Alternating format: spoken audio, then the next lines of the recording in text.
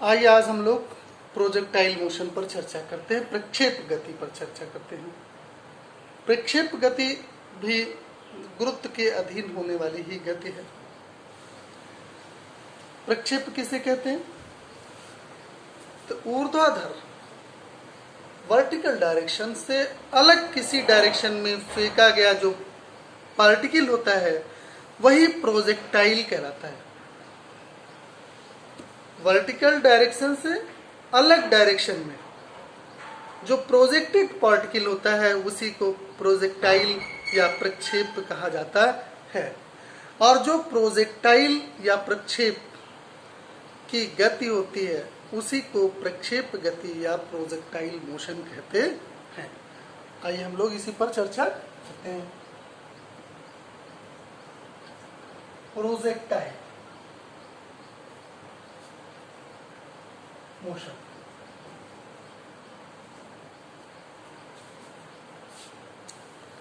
The projected particle का movement.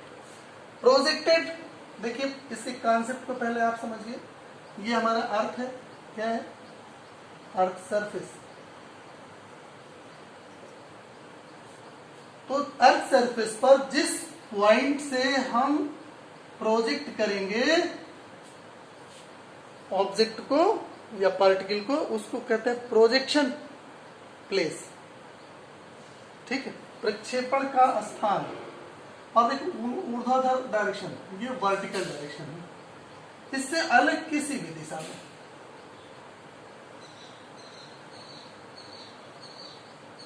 जिस direction में हम पार्टिकल को प्रोजेक्ट करते हैं उसको एंगल ऑफ प्रोजेक्शन बोलते हैं। जिस डायरेक्शन में प्रोजेक्ट करते हैं उसे एंगल ऑफ प्रोजेक्शन बोलते हैं। जिस स्पीड से, जिस इनिशियल स्पीड से हम प्रोजेक्ट करते हैं उसे वेलोसिटी ऑफ प्रोजेक्शन बोलते हैं।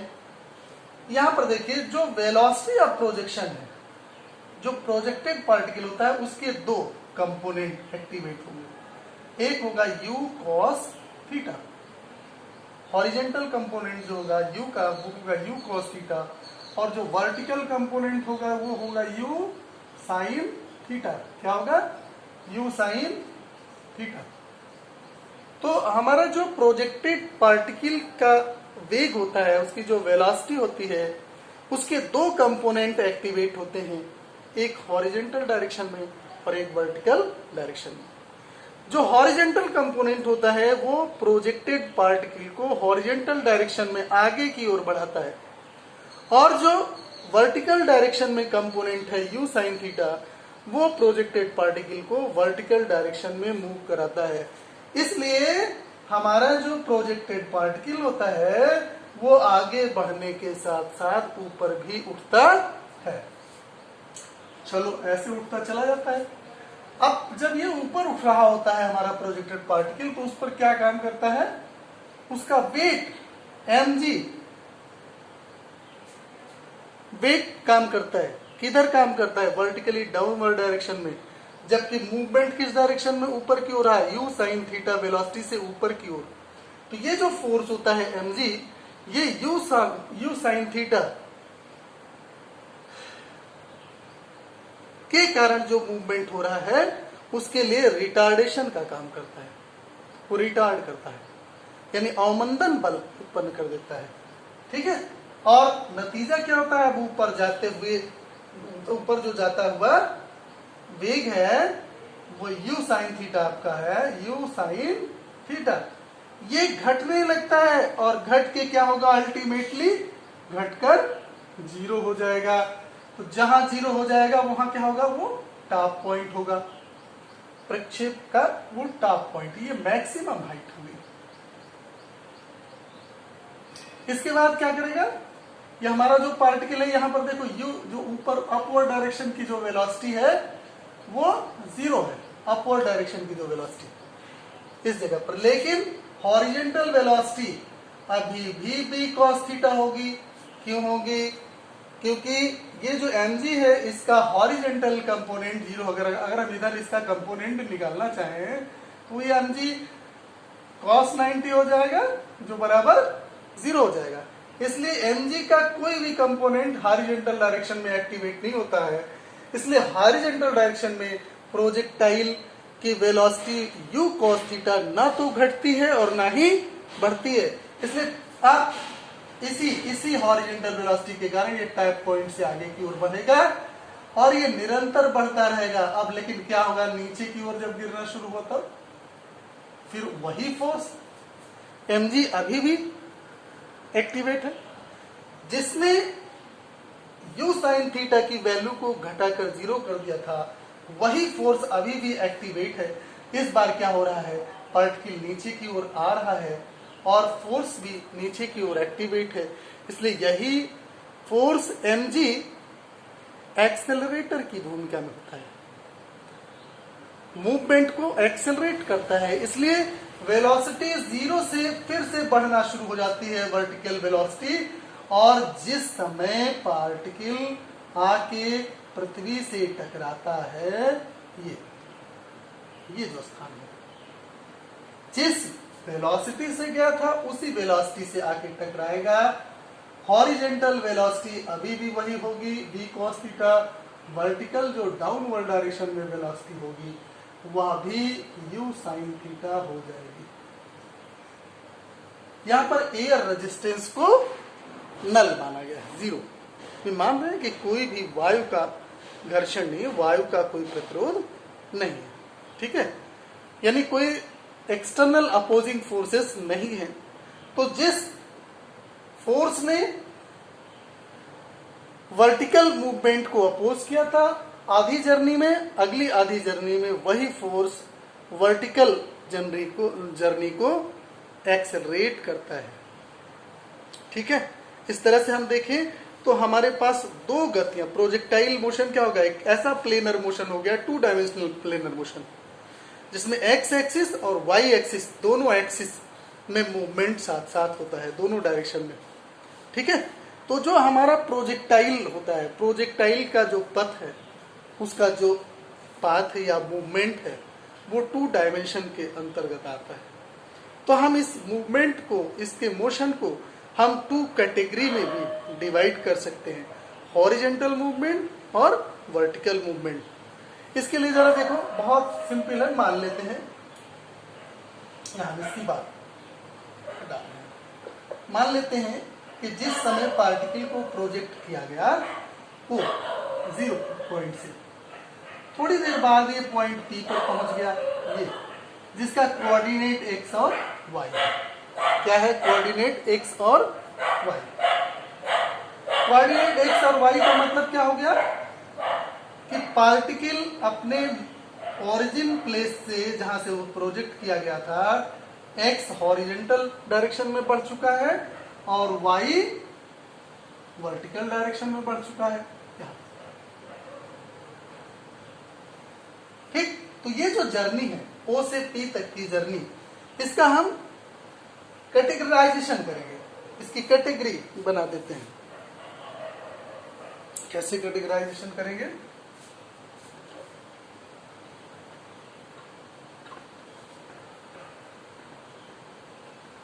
देखो, जो हमारे प्रोजेक्टाइल का मूवमेंट है उसको हम 2 कंपोनेंट में डिवाइड कर दें, टेबल बना रहे हैं।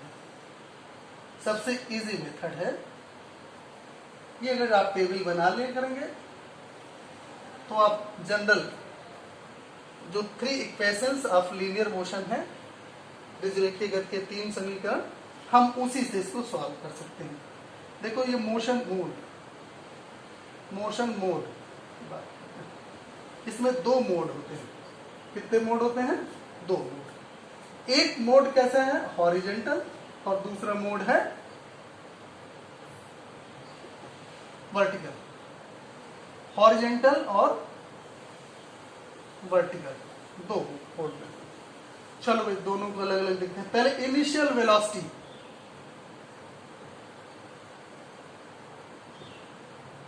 या इनिशियल वेलोसिटी हॉरिजॉन्टल मोड में कितना है? u cos theta. कितना है? u cos theta. और वर्टिकल मोड में कितना है? u sin theta. चलो भाई, टाइम जितने समय में object x, projectile x distance cover कर रहा है उतने समय में वाई डिस्टेंस भी कवर कर रहा है, इसलिए टाइम दोनों केसेस में सेम हो गए। एक्सेलरेशन, एक्सेलरेशन हॉरिजॉन्टल डायरेक्शन में जी का कोई रोल नहीं, इसलिए 0। वर्टिकल डायरेक्शन में ऊपर की ओर है तो माइनस जी हमने कर दिया, जब कहीं नीचे की ओर आ रहा होगा तो वहां प्लस जी कर सकते हैं। डिस्टेंस, डिस्टेंस क्या हो गया, एक्स डिस्टेंस हो गई हॉरिजॉन्टल डायरेक्शन में, वाई डिस्टेंस हो गई वर्टिकल डायरेक्शन में। ठीक, ये हमने कैटेगराइज कर दिया, इसकी दो डिवीजन बना दिए, हॉरिजॉन्टल और वर्टिकल। अब हम करेंगे क्या, देखो इन दोनों मोशन में क्या है, दोनों हॉरिजॉन्टल मूवमेंट में और वर्टिकल मूवमेंट में एक चीज कॉमन है, टाइम टी। ठीक, तो हम हॉरिजॉन्टल कंपोनेंट के लिए इक्वेशन ऑफ लीनियर इक्वेशन लगाएंगे, लीनियर मोशन, और वहां से टाइम निकालेंगे, और उस टाइम को जब हम वर्टिकल कंपोनेंट की स्टडी में जो इक्वेशन होगा उसमें पुटअप कर देंगे उस टाइम को, तो हॉरिजॉन्टल कंपोनेंट और वर्टिकल कंपोनेंट दोनों कनेक्ट हो जाएंगे, यानी हॉरिजॉन्टल मोशन वर्टिकल मोशन से अटैच हो जाएगा, और अटैच होते ही प्रोजेक्टाइल मोशन को रिप्रेजेंट करेगा। ठीक है, चलिए हम इसकी बात करते हैं।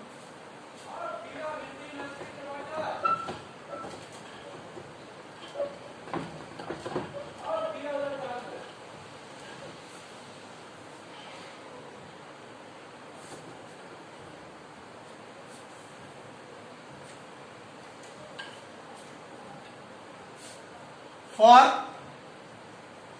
horizontal,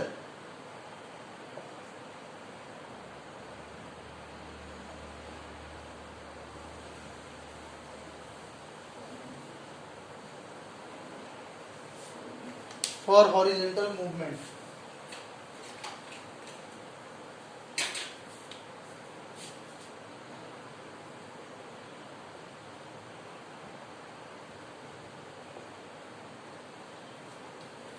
हॉरिजॉन्टल मूवमेंट के लिए, और इधर हम इस साइड में फॉर वर्टिकल मूवमेंट, दोनों को साथ साथ में।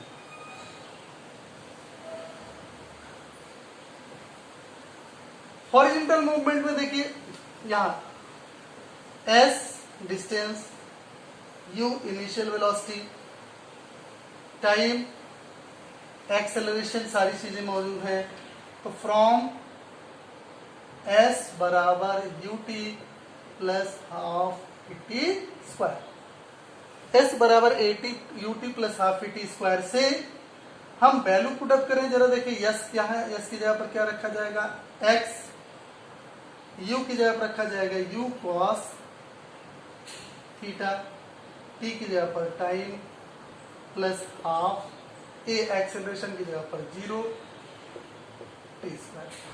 यहां से x इज इक्वल टू हो गया u cos theta into t, तो time is equal to t, t आ गया x upon u cos theta, यानी हमने हॉरिजॉन्टल मूवमेंट से टाइम निकाल लिया। वर्टिकल मूवमेंट में भी यही क्वेश्चन अगर हम लगाएं, यही क्वेश्चन लगा दें, तो s की जगह पर लिखा जाएगा y is equal to u की जगह पर लिखा जाएगा u sine theta into t, यहां देखो प्लस हाफ, जी की जगह पर यहां रखेंगे माइनस जी, तो माइनस पहले आ गया, और टी स्क्वायर। ये टाइम जो यहां से निकला है उसको यहां पर पुटअप कर दें, पुटअप कर देंगे तो क्या मिलेगा, y is equal to u sine theta into t, t की जगह पर x upon u cos theta, minus half g x upon u cos theta whole square, u से u cancel, sine theta upon cos theta tan theta into x minus यहां देखिए half, g यहां से मिलेगा u square cos square theta into x square. यहां देखिए इसमें क्या हुआ है, y और x दोनों है। इसमें ये ऐसा इक्वेशन हो गया जिसमें वर्टिकल मूवमेंट और हॉरिजेंटल मूवमेंट दोनों की बातें कनेक्टेड है, इसलिए ये प्रोजेक्टाइल मूवमेंट को बताएगा। ये इक्वेशन प्रोजेक्टाइल मूवमेंट के लिए है, प्रोजेक्टाइल मूवमेंट को रिप्रेजेंट करेगा। और जरा यहां ध्यान दीजिएगा, यहां y और x की, y is function of second order of x, x की द्वितीय घात का y के लिए समीकरण है। और ये जो समीकरण होता है ये परवलय का समीकरण होता है, पैराबोला का समीकरण होता है। इसलिए ये रिप्रेजेंट जो कर रहा है ये पैराबोला का इक्वेशन होने के कारण ये रिप्रेजेंट करता है कि जो प्रोजेक्टाइल मोशन होता है, प्रोजेक्टाइल मोशन होता है में, इसमें जो प्रोजेक्टाइल का पथ होता है, प्रोजेक्टाइल का पाथ वो कैसा होता है, पैराबोलिक होता है।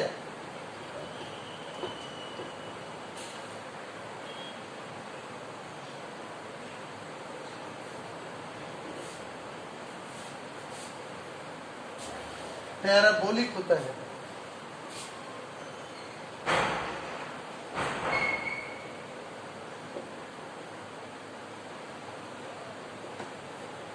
यानी पाथ ऑफ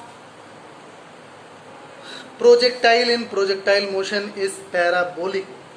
ठीक है, इससे ये सिद्ध हो जाता है कि प्रक्षेप गति में प्रक्षेप का जो पथ होता है वो परवलयाकार होता है। ठीक, आज के लिए बस इतना ही। नेक्स्ट वीडियो में हम टाइम ऑफ फ्लाइट यानी उड्डयन काल, मैक्सिमम हाइट अटेन्ड महत्तम ऊंचाई, और रेंज ऑफ प्रोजेक्टाइल यानी परास, इन तीनों पर चर्चा करेंगे। इसलिए आप नेक्स्ट वीडियो ज़रूर देखें। और अगर आपको हमारा ये वीडियो अच्छा लग रहा हो तो आप स्वयं भी और अपने सहपाठियों को भी चैनल को सब्सक्राइब कराएं और प्रतिदिन टॉपिक वाइज आप वीडियो देखें और अपनी पढ़ाई करें।